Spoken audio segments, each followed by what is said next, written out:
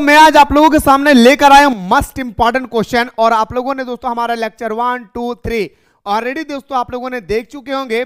और आज जो हम लोग बात करने वाले मेरे शेरों से मस्ट इंपॉर्टेंट है, दिल थाम कर बैठे, बहुत ही इंपॉर्टेंट क्वेश्चन में आपके सामने 3 मार्क्स और 5 मार्क्स यानी 3 मार्क्स और 5 मार्क्स वाले क्वेश्चन में आपके सामने लेकर आया हूं। दोस्तों सबसे पहला क्वेश्चन आप लोगों ने कपास उत्पादन के लिए अनुकूल दशा। मेरे दोस्तों मैंने आप लोगों को सारा चीज के बारे में बताया था, जितने सारे भारत के प्रमुख फसल है। मैंने चाय बताया था, चावल बताया था, गेहूं बताया था, कॉफी बताया था, फिर मेरे भाई गन्ना बताया था, फिर मेरे भाई मैं आप लोगों को कपास बताया था। फिर भी दोस्तों मैं एक बार आप लोगों को रिमाइंड कराना चाहूंगा, जल्दी से आप लोगों का रिवीजन हो जाएगी। और उसके बाद दोस्तों हम लोग क्वेश्चन नंबर 2 से फिर से हम लोग क्लास को स्टार्ट करेंगे। कपास की खेती के लिए अनुकूल आवश्यकताएं जलवायु क्या है भाई? पहला, जलवायु प्रदेश। कपास एक उष्णकटिबंधीय फसल है भाई, मैं आपको बताया था भाई कपास क्या है मेरे भाई, उष्णकटिबंधीय फसल है। और दोस्तों ये जो फसल होती है ये पूरा आसमान खुला होना चाहिए, ठीक है। तापमान की बात करें तो 21 से लेकर 27 सेंटीमीटर के बीच में होना चाहिए।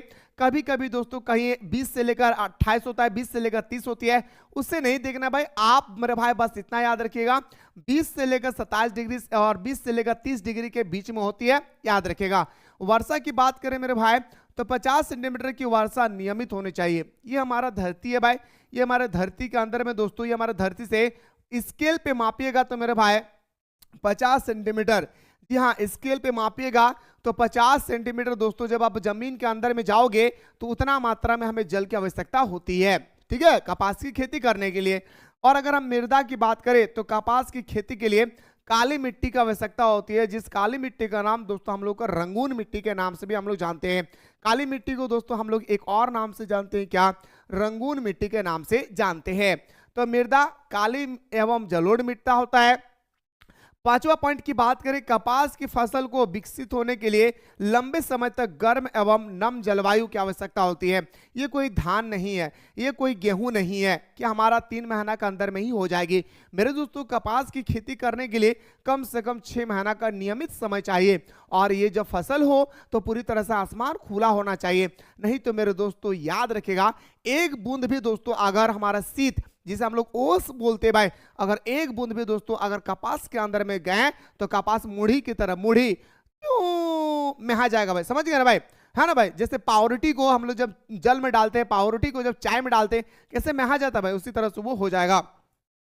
छठा पॉइंट में कपास को फसल उगाने तथा चुनाई के लिए कम से कम 180 दिन कोहरे के बिना धूप वाले दिनों की आवश्यकता होती है। बिना कोहरे अभी आप कपास का खेती नहीं कर सकते हैं, क्योंकि दोस्तों कपास की खेती करने के लिए बिना कोहरा वाला समय चाहिए, वो भी 180 दिन, लगभग 6 महीना का समय लगता है। मेरे दोस्तों मैं इस पे ज़्यादा बात नहीं करना चाहता हूं, क्योंकि इस पे हम लोग ऑलरेडी पहले भी बहस कर चुके हैं भाई, इसलिए मेरे दोस्तों इस पर हम लोग ज़्यादा बात नहीं करना चाहेंगे।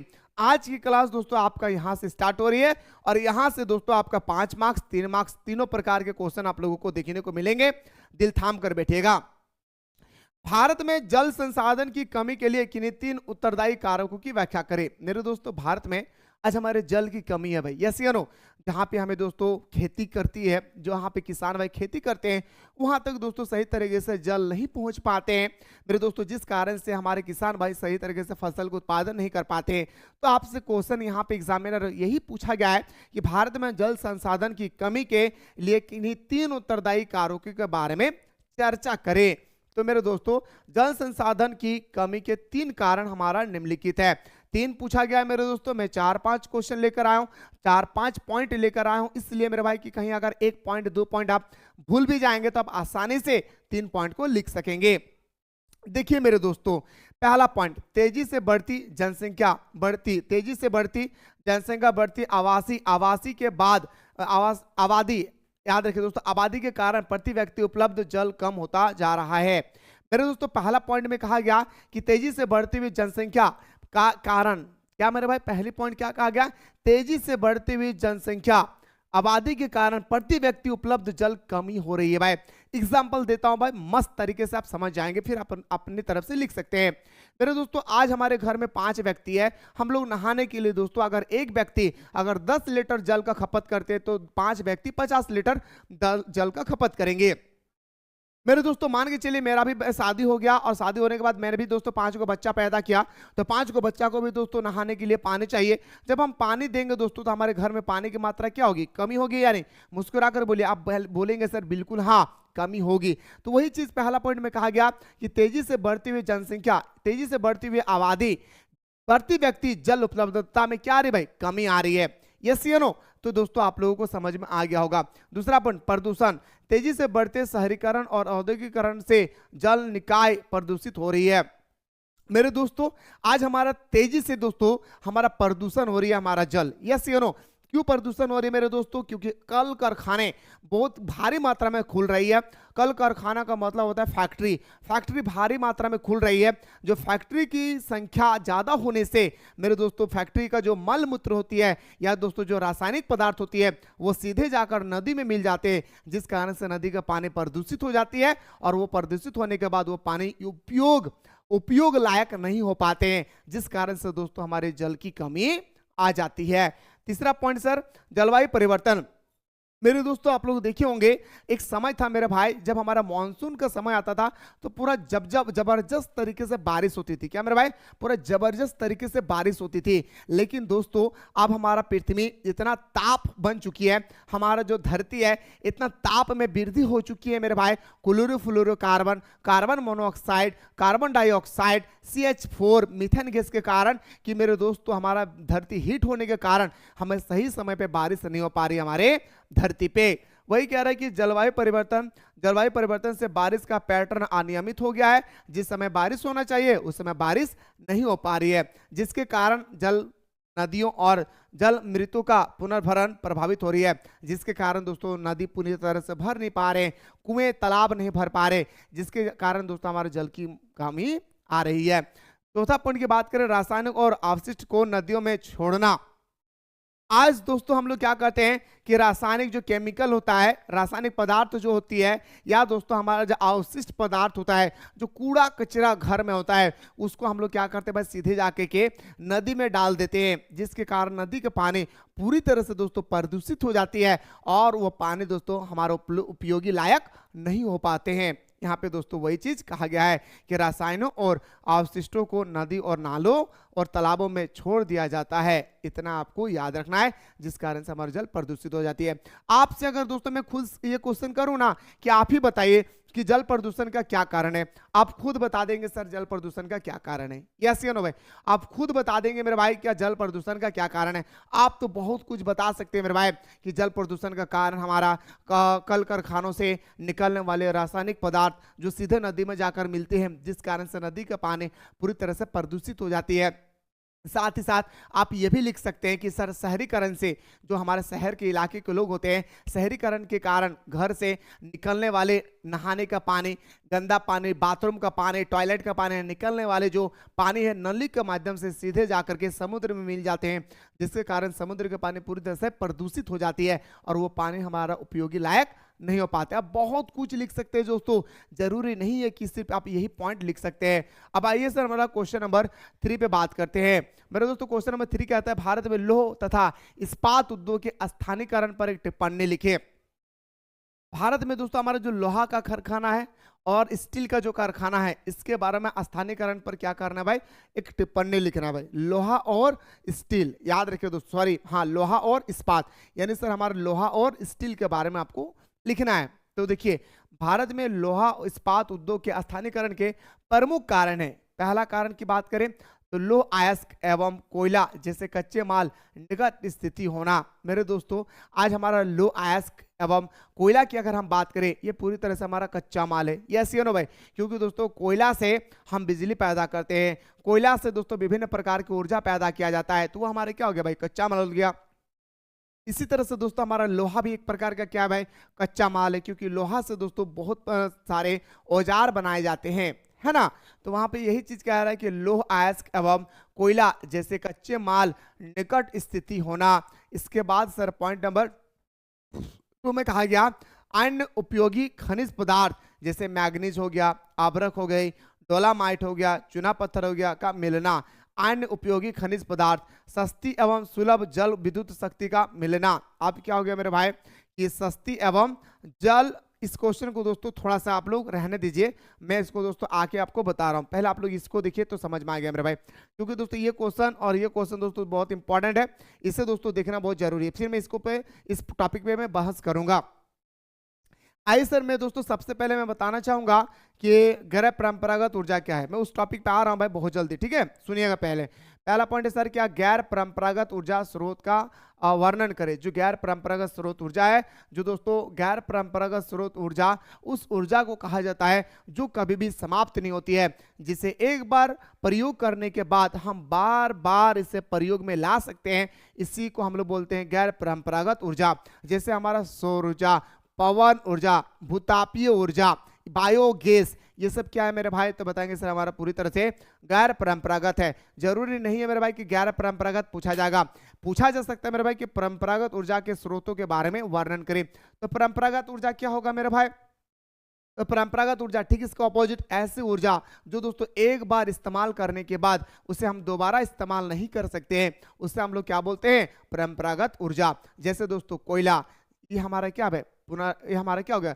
परंपरागत ऊर्जा। जिसे एक बार यूज करने के बाद दोस्तों जिसे हम दोबारा यूज नहीं कर सकते वो हमारा परंपरागत। जिसे हम एक बार यूज करने के बाद दोबारा यूज कर सकते हैं, अनलिमिटेड कर सकते हैं, उससे हम लोग बोलते हैं क्या, तो बताएंगे सर गैर परंपरागत ऊर्जा। आइए सर, ऊर्जा के गैर परंपरागत स्रोतों में पवन ऊर्जा, सौर ऊर्जा, ज्वारीय ऊर्जा, परमाणु ऊर्जा, बायोगैस, भूतापीय ऊर्जा आदि को शामिल किया जाता है। ऊर्जा के गैर परंपरागत स्रोत नवीकरण होते हैं भाई, याद रखिएगा दोस्तों, नवीकरणीय संसाधन वही संसाधन है जिसे हम एक बार प्रयोग करने के बाद हम बार बार इसका इस्तेमाल कर सकते हैं, तथा इन स्रोतों से पर्यावरण प्रदूषण भी कम होता है। और दोस्तों गैर परंपरागत ऊर्जा से हमारा पर्यावरण क्या होता है भाई, बिल्कुल दोस्तों प्रदूषण नहीं होता है, इस चीज को ख्याल रखिएगा। गैर परंपरागत ऊर्जा से हमारा पृथ्वी पर दोस्तों प्रदूषण जो है ना के बराबर होता है। जैसे दोस्तों हम बोल सकते हैं गैर परंपरागत ऊर्जा के अकॉर्डिंग क्या मेरे भाई, हमारा पवन चक्की से क्या दोस्तों प्रदूषण होगी, नहीं हो पाएगा। क्या दोस्तों हमारा सौर भट्टी, सौर ये जो हमारा सोलर लगा हुआ है मेरे भाई, आप लोगों को देख, अगर आप लोग ग्रामीण इलाके से हैं तो आपके गाँव के कुलिक मुड़ा जिसे हम लोग बोलते हैं भाई, गांव के स्टार्टिंग में, गांव के बीच में या गांव के लास्ट में देखिएगा भाई, एक तरह का हमारा सौर ऊर्जा होती है, सोलर प्लांट, सोलर ऊर्जा होता है, जिससे हमारा रोशनी आती है भाई, जैसे हमारा दोस्तों लाइट लगा होता है ना, ये झारखंड सरकार के द्वारा दिया गया है। पवन ऊर्जा जो राजस्थान में सबसे ज्यादा चलती है, पवन ऊर्जा आप खुद देख सकते हैं सबसे ज्यादा कहां पे चलता है पवन ऊर्जा सर, तो बताएंगे सर राजस्थान में चलती है ना। तो ध्यान से देखेंगे मेरे भाई, मैं आपको फिर एकदम साधारण भाषा में समझाऊंगा, आपको टेंशन नहीं लेना है, बस मेरे दोस्तों समझिए फिर इस बात को। इन स्रोतों के उपयोग से परंपरागत ऊर्जा के समाप्त होने का खतरा भी कम हो जाएगा। ऊर्जा के गैर परंपरागत स्रोतों का उपयोग पिछले कुछ वर्षों से क्या जाने लगा तथा इनके उपयोग में निरंतर वृद्धि हो रही है। अब सर एकदम तो आप लोगों ने ज्योग्राफी भाषा पढ़ लिए और मुझे उम्मीद भी है कि आप लोगों ने समझ भी गए होंगे। अब हमारे पास आइए, अगर हमें एग्जाम में लिखना होगा तो मेरे दोस्तों मैं कैसा लिखूंगा, गौर से सुनेगा। साधारण भाषा में गैर परंपरागत ऊर्जा ऊर्जा का वह स्रोत है जिसे हम एक बार इस्तेमाल करने के बाद हम अनियमित समय तक इसे प्रयोग में ला सकते हैं। गैर परंपरागत ऊर्जा ऐसी ऊर्जा है जो कभी भी समाप्त नहीं होती है, जैसे हमारा पवन ऊर्जा, सौर ऊर्जा, भूतापीय ऊर्जा, बायोगैस, ये सारे चीज हमारा क्या होते हैं भाई, गैर परंपरागत ऊर्जा के अनुसार आते हैं। और आपको यह भी बताना है कि वर्तमान समय की अगर हम बात करें तो गैर परंपरागत ऊर्जा दिन प्रतिदिन वृद्धि हो रही है। गैर परंपरागत ऊर्जा एक ऐसी ऊर्जा है जिससे हमारा पर्यावरण प्रदूषण नहीं होती है, हमारा पर्यावरण प्रदूषित नहीं होती है। एकदम दोस्तों मुस्कुरा के सफेद भाषा में, साधारण भाषा में लिखना है भाई, सफेद भाषा में साधारण लिखना है भाई, ठीक है। आइए सर मेरे दोस्तों, अगर ये क्वेश्चन आ गया तो दोस्तों आपको रट्टा नहीं लगाना है और आपको पढ़ना भी नहीं है। हाँ, इतना बड़ा जो पॉइंट है ना भाई, इससे बेटर तरीके से मैं पॉइंट बता रहा हूं, गौर से सुनिएगा। इतना बड़ा आपको रट्टा नहीं लगाना है और ना ही इसका आपको दोस्तों नोट्स बनाना है। मैं बता रहा हूं मेरे लाडला पहला पॉइंट में आपको क्या बताना है, जैसे मैं बताऊंगा वैसा दोस्तों आपको एग्जाम में लिखना है। अब आज आपसे पूछा गया पहला क्वेश्चन कि ग्रामीण बस्ती और शहरी बस्ती में क्या अंतर है। मेरे लाडला, मैं ऐसा आंसर बताऊंगा कि आप मरते दम तक नहीं भूलोगे, याद रखिएगा मेरे लाडला। आइए मेरे रसगुल्लो, आंसर सुनिए। ग्रामीण बस्ती और शहरी बस्ती, अगर आप गांव में हैं तो गांव में आपको बताना है क्या डिफरेंट है शहर की तुलना में, अगर आप शहर में तो आपको गांव की तुलना में बताना है कि शहर में क्या डिफरेंट है। आइए सर बात करते हैं आपसे, मैं आपसे बात कर रहा हूं, किसी और से नहीं भाई, ठीक है। सुनिएगा मेरे दोस्तों, सुनिएगा। ग्रामीण बस्ती उस बस्ती को कहा जाता है, गौर से सुनिएगा, ग्रामीण बस्ती उस बस्ती को कहा जाता है जो प्राथमिक क्रियाकलाप पर निर्भर रहते हैं। जो मैं बोल रहा हूं सुनते जाइएगा। ग्रामीण बस्ती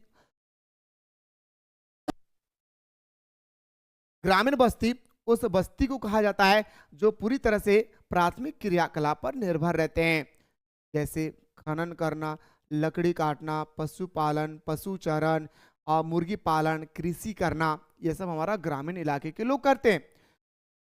अब आते हैं सर शहरी बस्ती। शहरी बस्ती उस बस्ती को कहा जाता है जो द्वितीय क्रियाकलाप के अकॉर्डिंग रहते हैं, जैसे दोस्तों विनिर्माण करना, है ना, जैसे मेरे भाई क्या करना, कच्चे माल से पक्के माल बनाना, जैसे व्यापार करना, जैसे दोस्तों संचार बनाना, ये सब हमारा आता है किसमें, द्वितीय क्रियाकलाप के अकॉर्डिंग, जो हमारा शहरी बस्ती में होती है। फिर से सुनिए, मजा आ जाएगा। पहला पॉइंट सुनिएगा। ग्रामीण बस्ती उस बस्ती को कहा जाता है जो प्राथमिक क्रियाकलाप पर निर्भर रहते हैं, जैसे खनन करना, लकड़ी काटना, मछली पालन, पशुपालन, सुअर पालन, कृषि करना। शहरीकरण शहरी बस्ती उस बस्ती को कहा जाता है जो पूरी तरह से द्वितीय और तृतीय क्रियाकलाप पर निर्भर होते हैं, जैसे हमारा विनिर्माण करना, कच्चे माल से पक्के माल बनाना, व्यापार करना, संचार करना, याद रखिएगा, ठीक है। आते हैं सर पॉइंट नंबर 2 पे। पॉइंट नंबर 2 की अगर हम बात करें तो ग्रामीण बस्ती की जनसंख्या शहरी बस्ती की तुलना में कम होता है। शहरी बस्ती में बताना है कि शहरी बस्ती की जनसंख्या ग्रामीण बस्ती की तुलना में अधिक होता है। तीसरा पॉइंट बताना है भाई, तीसरा पॉइंट क्या बताना है भाई, कि ग्रामीण इलाके का बस्ती का जनसंख्या घनत्व कम होता है। ग्रामीण इलाके का जनसंख्या घनत्व कम होता है, ग्रामीण बस्ती का जनसंख्या घनत्व कम होता है, शहरी बस्ती का जनसंख्या घनत्व ज्यादा होता है।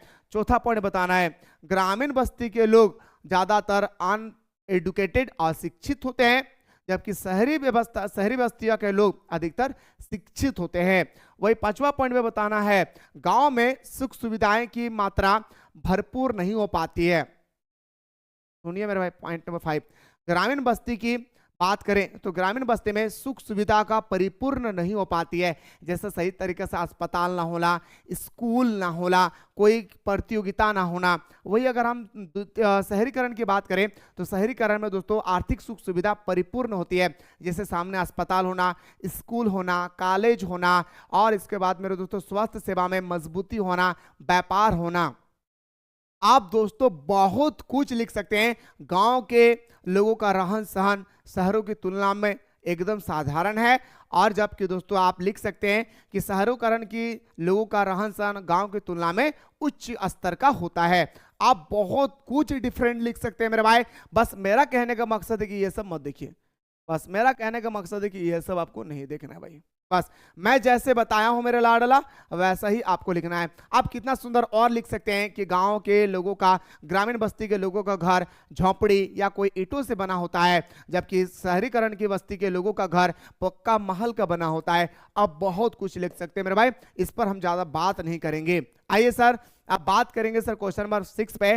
भारत में सड़क तथा रेल परिवहन एक दूसरे के पूरक है, कॉम्प्लीमेंट्री है मेरे भाई। कैसे आपको बताना है दोस्तों, याद रखिएगा भाई। आइए सर, सड़क तथा रेल परिवहन एक दूसरे से पूरक है भाई, कॉम्प्लीमेंट्री है। कैसे?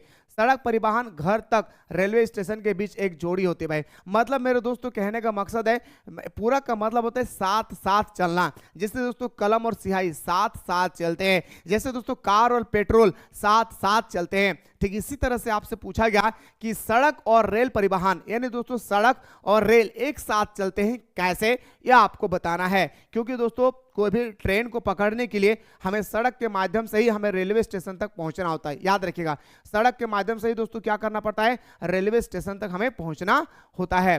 सुनिएगा मेरे भाई, सड़क परिवहन घर तथा रेलवे स्टेशन के बीच एक जोड़ है, क्योंकि यह घर घर सेवा उपलब्ध कराता है। सड़क क्या भाई, लोगों को घर घर तक सड़क हमारा उपलब्ध कराती है। यस यू नो, आप हमारा जो गांव है वहां पे एक सड़क होगी और ये सड़क दोस्तों मेरे घर तक पहुंचाती है। हाँ या ना?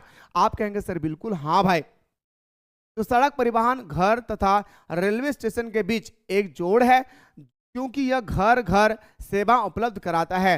पॉइंट नंबर दूसरा की बात करें, सड़क परिवहन खेतों, सड़क परिवहन जो होते हैं भाई, खेत खलियान पहाड़ चट्टान सब जगह पर दोस्तों आप सड़क बना सकते हैं। याद रखिएगा, सड़क परिवहन खेतों तथा कारखानों को रेलवे स्टेशन से जोड़ता है। नहीं भाई, हमारा जो रेलवे स्टेशन मान के चलिए दोस्तों एक ऐसी जगह पे है जहां पे दोस्तों हम क्या करें, डायरेक्टली हमारे रेलवे स्टेशन जो होती है ना भाई, वो हमारे घर तक नहीं पहुंच पाती है। तो हम कैसे पहुंचते हैं भाई, तो सड़क के माध्यम से दोस्तों हम उनके पास तक पहुंचते हैं।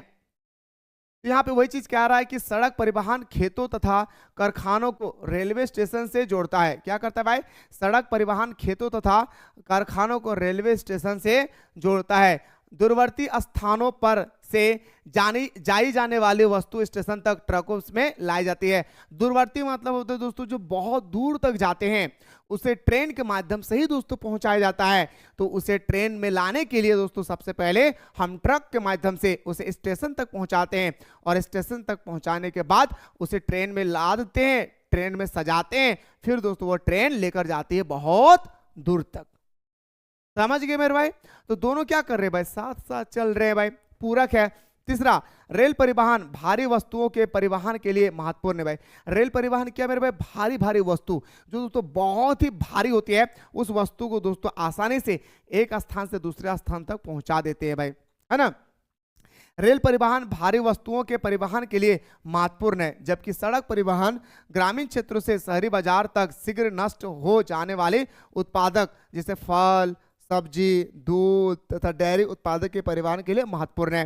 मेरे दोस्तों, रेल परिवहन भारी वस्तुओं को परिवहन के लिए महत्वपूर्ण है। याद रखिएगा, रेल परिवहन भारी वस्तुओं के परिवहन के लिए क्या भाई, महत्वपूर्ण है। वहीं अगर हम सड़क परिवहन की बात करें तो सड़क परिवहन ग्रामीण क्षेत्र को शहरी बाजारों तक दोस्तों पहुंचाते हैं सामान को, जैसे दूध मछली फल फ्रूट सब्जी को शीघ्र मतलब तुरंत ही पहुंचाते हैं बिना नष्ट किए हुए। तो ये थे सर आपका पूरक। मैं फिर से क्या आ रहा हूं, पूरक का मतलब होता है जो साथ साथ चलते हैं, उसे हम लोग बोलते हैं क्या भाई, पूरक। याद रखिए, जो साथ साथ चलते हैं दोस्तों उसे हम लोग बोलते हैं भाई क्या, पूरक बोलते हैं भाई। अब आते हैं सर विकास तथा सतत पोषणीय विकास में क्या अंतर है। पहला आपको बताना है विकास, और दोस्तों एक आता है हमारा सतत पोषणीय विकास क्या है। तो दोस्तों आप सभी को पता है सर कि विकास का मतलब क्या होता है, आप सबको पता होगा मेरे दोस्तों। विकास का मतलब होता है कि डेवलप करना। क्या मेरे भाई, विकास का मतलब क्या होता है दोस्तों, एकदम साधारण भाषा में समझिए। विकास का मतलब होता है दोस्तों क्या, डेवलप करना। यस या नो, विकास का मतलब क्या होता है मेरे भाई, डेवलप करना। लेकिन दोस्तों सतत पोषणीय विकास का मतलब क्या होता है, गौर से सुनिएगा मेरे दोस्तों। सतत पोषणीय विकास क्या है, एकदम साधारण भाषा में सुनिए, फिर मैं आपको टॉपिक पे लेकर आऊंगा। सतत पोषणीय विकास का मतलब होता है कि हम संसाधन को इस प्रकार प्रयोग करें कि हमारे भावी पीढ़ी को देखते हुए हम उस साधन का यूज करना चाहिए। ऐसा नहीं करना है कि मेरे दोस्तों हमारे आने वाले जनरेशन को कष्ट हो जाए। हमारे पास कोई एक ऐसा संसाधन है, मान के चलिए दोस्तों हमारे पास क्या है, कोयला है भाई, हम कोयला का ऐसा इस्तेमाल करें, कोयला का हम क्या करें भाई, ऐसा इस्तेमाल करें, गौर से सुनेगा, कोयला का हम ऐसा इस्तेमाल करें कि हमारे आने वाले जो भावी पीढ़ी है वो भी दोस्तों इस कोयला का लाभ ले सके। और दोस्तों इसी को बोलते हैं हम लोग क्या, सतत पोषणीय विकास। बस सतत पोषणीय विकास मतलब होता है कि वर्तमान समय में जो संसाधन आपके पास उपलब्ध है उस संसाधन का आप ऐसा प्रयोग करें कि भावी पीढ़ी को भी लाभ मिल सके, यानी आने वाले जो हमारा जनरेशन है उसको भी दोस्तों क्या मिल सके, लाभ मिल सके। आइए सर बात करते हैं पॉइंट वाइज, ठीक है। यह एक बृहद बहुआयामी संकल्पना है जिससे समाज के सभी लोगों के सामाजिक एवं आर्थिक कल्पना पर, कल्याण पर बल दिया जाता है। सब कोई चाहता है कि दोस्तों हम विकास करें, सब कोई चाहता है मेरे भाई क्या, हम विकास करें, सब कोई चाहता है। आप भी चाहते हैं मेरे भाई कि हम ज़्यादा से ज़्यादा मार्क्स लाएं, हम अपने माँ बाप का नाम रोशन करें, चाहते हैं या नहीं भाई? आप भी कहेंगे सर बिल्कुल हम भी चाहते हैं। तो मेरे दोस्तों उसी को बोलते हैं क्या, विकास। तो इसीलिए कहा गया मेरे भाई क्या, यह एक बृहद आयामी बहुआयामी संकल्पना है जिससे समाज के सभी लोगों के सामाजिक एवं आर्थिक कल्याण पर बल दिया जाता है भाई। सामाजिक और आर्थिक कल्याण पर क्या किए जाते हैं? बल दिए जाते हैं। वही दोस्तों हमारा सतत पोषणीय विकास क्या है? इसके अंतर्गत वर्तमान पीढ़ी की आवश्यकताओं की पूर्ति करते हुए भावी पीढ़ी, मतलब दोस्तों हमारे आने वाले जितने पीढ़ी है, मेरा बेटा, उनके बेटा, सबको देखते हुए दोस्तों हमें क्या करना है? वस्तुओं का उपयोग करना है। सिंपल सा फंडा है, सिंपल सा फंडा है, याद रखिएगा। इसके अंतर्गत वर्तमान पीढ़ी की आवश्यकताओं की पूर्ति के लिए भावी पीढ़ियों की आवश्यकता की पूर्ति सुनिश्चित करना होता है। यानी वर्तमान समय में हमारे पास जो संसाधन है, इसे हम इस प्रकार इस्तेमाल करें कि हमारे आने वाले भावी पीढ़ी के लिए भी दोस्तों क्या हो सके? लाभदायक साबित हो सके। ठीक है, दूसरा पॉइंट की बात करें। दूसरा पॉइंट, इसमें संसाधनों के संरक्षण पर विशेष ध्यान नहीं दिया जाता। इसमें क्या होता है ना भाई, झाड़ में जाए हम अपना विकास कर लेते हैं, मेरा बेटा करे या ना करे मेरा क्या फर्क पड़ेगा, है ना भाई। मेरा बेटा पढ़े या ना पढ़े मेरा क्या फर्क पड़ेगा, मैं पढ़ लेता हूं भाई, यस या नो। हमारा बेटा लिखे या ना लिखे उससे क्या फर्क पड़ता है, हम लिख लेते हैं, है ना भाई। तो यहाँ पे वही चीज कहा जा रहा है मेरे भाई क्या, कि इसमें संसाधनों के संरक्षण पर विशेष ध्यान नहीं दिया जाता है। मतलब ऐसा दोस्तों संसाधनों को दोस्तों देखिएगा ऐसा इस्तेमाल किया जाता है कि कोई ध्यान नहीं दिए जाते हैं। जैसे दोस्तों सड़क पर आप जा रहे हैं, हम ऐसे सड़क पे गाड़ी चलाएं कि सड़क का जो गिट्टी है ना भाई, गिट्टी, वो गिट्टी को भी हम क्या करें भाई? उठा दे। समझ गए भाई।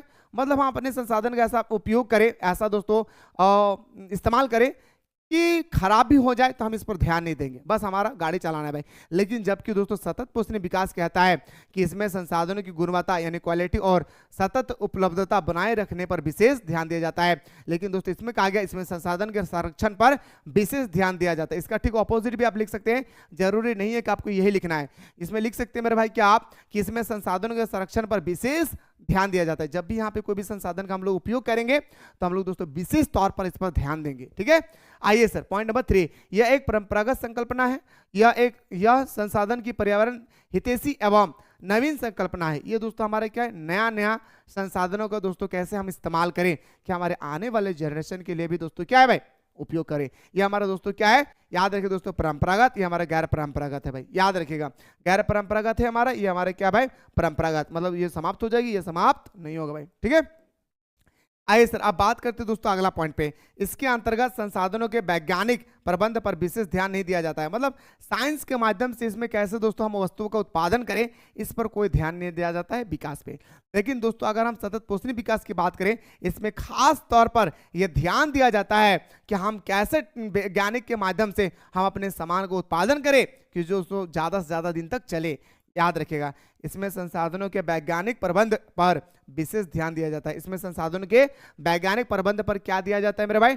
विशेष ध्यान दिए जाते हैं। ठीक है भाई, क्या दिया जाता है मेरे भाई? तो बताएंगे सर इसमें विशेष ध्यान दिए जाते हैं। मुझे उम्मीद है दोस्तों कि अगर आपके एग्जाम में आ गया विकास और सतत पोषणीय विकास, मेरे दोस्तों विकास के बारे में तो मुझे उतना आइडिया नहीं है, लेकिन सतत पोषणीय विकास आपके पेपर में आ रहा है 2026 के पेपर में। याद रखिएगा ये क्वेश्चन आपके पेपर में आएगी सतत पोषणीय विकास के बारे में। अगर दोस्तों between different of develop and और सतत पोषणीय डेवलप के बारे में आ जाए तो आपको ऐसा ही लिखना है दोस्तों जैसे मैंने आपको बताया भाई। ठीक है, आशा कर रही हो रे दीदी हमारे दादा कि तूने हमारे बतवा बुझल पा रही। हम उम्मीद करियो ना रे हमारे भाई हमारे बहन तूने बतवा बुझल पा रही। अगला क्वेश्चन तोहनी से करल गले रे दादा, तोहनी से पूछा है कि भारत के विदेशी व्यापार के प्रमुख विशेषता का उल्लेख करें। मेरे दोस्तों भारत का विदेशी व्यापार के साथ जो संबंध स्थापित किया गया है दोस्तों, इसके बारे में आपको बताने की क्या क्या क्वालिटी है। पहला क्वालिटी की अगर हम बात करें सर, भारत का कुल विदेशी व्यापार निरंतर बढ़ रहा है भाई। आज हमारा जो भारत का व्यापार है, ये बात सच है कि जब हमारे देश आजाद नहीं हुई थी उस समय दोस्तों हमारे भारत जो है सिर्फ अमेरिका के साथ टाइप किया था, चीन के साथ टाइप किया था। लेकिन दोस्तों आज हमारा देश इतना डेवलप कर चुके हैं कि दुनिया के सारे देश भारत के साथ संबंध स्थापित करना चाहते हैं। हाँ, गरीब से गरीब और अमीर से अमीर भाई। ठीक है, तो भारत का कुल विदेशी व्यापार निरंतर बढ़ रहा है। भारत को जो व्यापार है दिन प्रतिदिन दोस्तों क्या हो रही है भाई? बढ़ रहा है भाई। ठीक है, आइए sir point number next, Bharat का अधिकांश विदेशी व्यापार समुद्री एवं वायु मार्ग द्वारा होता है। भारत का व्यापार की अगर हम बात करें तो भारत का दोस्तों अधिकतर व्यापारी जो होते हैं ना भाई, भारत का अधिकतर व्यापार जो होता है विदेशों के साथ वो हमारा समुद्री मार्ग द्वारा होता है। किस पर मेरे भाई? समुद्री मार्ग के द्वारा होता है। कुछ व्यापार ऐसी होती है जो दोस्तों किसके, समझ गए ना भाई, वायुयान द्वारा, यानी दोस्तों हेलीकॉप्टर जहाज के माध्यम से होती है, याद रखिएगा भाई, है ना। तो भारत का अधिकांश विदेशी व्यापार समुद्र एवं वायु मार्ग द्वारा होता है। पॉइंट नंबर नेक्स्ट में कहा गया कि भारत के आयात व्यापार में पेट्रोलियम का आयात बढ़ रहा है भाई। भारत के आयात में दोस्तों याद रखिएगा मेरे दोस्तों, भारत क्या कर रहे हैं भाई, ज्यादा से ज्यादा पेट्रोल को क्या कर रहे हैं भाई, वो ला रहा है विदेशों से, याद रखिएगा। भारत क्या कर रहा है भाई, ज्यादा से ज्यादा पेट्रोल क्या कर रहे हैं भाई, दूसरे देशों से ला रहा है। तो भारत के आयात व्यापार में पेट्रोलियम का आयात बढ़ रहा है। चौथा पॉइंट की बात करें, निर्यात व्यापार में निर्मित वस्तुओं का प्रतिशत बढ़ रहा है। और दोस्तों निर्यात निर्गत वस्तु में क्या कर रही है कि भारत के द्वारा बनाए गए वस्तु, भारत के द्वारा बनाए गए दोस्तों वस्तुओं को भारत में विदेशी बाजार में दोस्तों क्या कर रहे भाई, बेच रहे। क्या कर रहे मेरे भाई, विदेशी बाजार में बेचा जा रहा है। तो निर्यात व्यापार में निर्मित वस्तुओं का प्रतिशत बढ़ रहा है भाई। बस मेरे दोस्तों आप अगर 4 पॉइंट भी लिख देंगे ना भाई, तो आपके लिए मेरे भाई क्या है, काफी है भाई। ये 4 पॉइंट, इधर दोस्तों आपका वर्तमान चीज दिया हुआ है, यानी दोस्तों हमारा पूरा का पूरा क्या भाई, वर्तमान चीज दिया है। वर्तमान का मतलब होता है क्या, करंट दिया है। जैसे एग्जांपल, भारत विश्व के 190 देशों को लगभग 7,500 वस्तु निर्यात करता है और 140 देशों से लगभग 6,000 वस्तु आयात करता है भाई, याद रखेगा।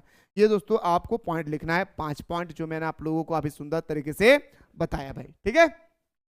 अगला क्वेश्चन में बात करते हैं, भारत में खनिज और की 3 प्रमुख विस्तृत पट्टियों का वर्णन करें। भारत में दोस्तों खनिज जो होते हैं ना भाई, भारत में खनिज की 3 प्रमुख पट्टी क्या है, जैसे उत्तरी पूर्वी पठार हो गया, दक्षिणी पश्चिमी पठार हो गया, उत्तरी पश्चिमी पठार हो गया। ये जो पठार होती है ना दोस्तों, इसके बारे में आपको बताना होगा, खासतौर पर झारखंड के बारे में आपको बताना होगा मेरे दोस्तों, ये आपका पठार के बारे में, ठीक है।